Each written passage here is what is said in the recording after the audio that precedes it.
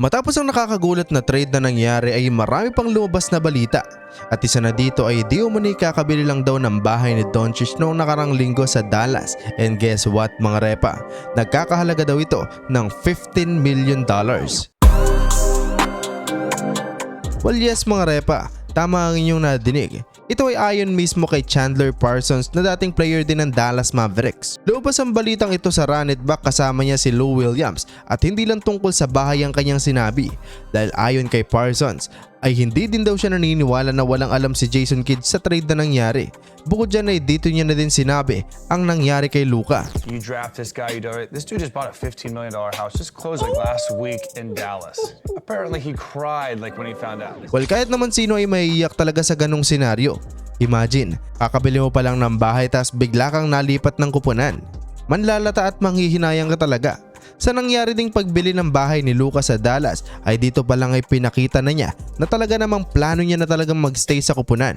Pero heto, bigla siyang tinrade ng ganun-ganun lang. Sa kabilang banda, sino din naman kasi mag-aakala na ititrade siya ng Dallas? Ang dami niya na kasing ginawa sa prangkisa. Bukod dyan ay magaling din talaga itong si Luka. Well, to put things into perspective, sa career points per game ay una si Wilt Chamberlain, susunod si Michael Jordan at pangatlo naman si Luka Doncic sa kasaysayan ng NBA.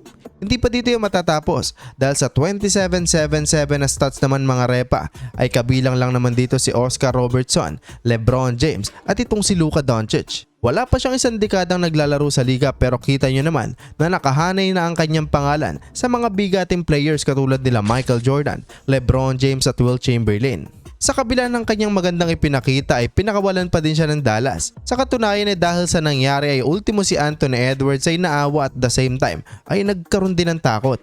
At 25, they traded probably the best scorer in the NBA at 25 because you don't just trade him at 25. He just went to the finals, you know what I'm saying? So I feel bad for Luka, man, because I saw some on YouTube that said he just bought a crib and everything in Dallas, so that sucks, man, that sucks.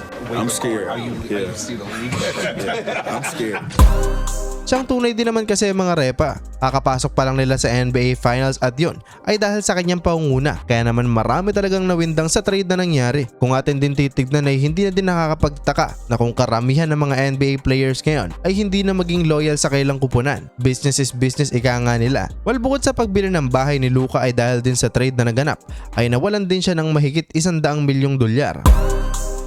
Well, hindi na kayo siya eligible na makakuha ng Supermax contract. $345 million sana ang kanyang posibleng pirmahan ngayong summer. Pero dahil sa trade na naganap, ay hindi na siya eligible dito.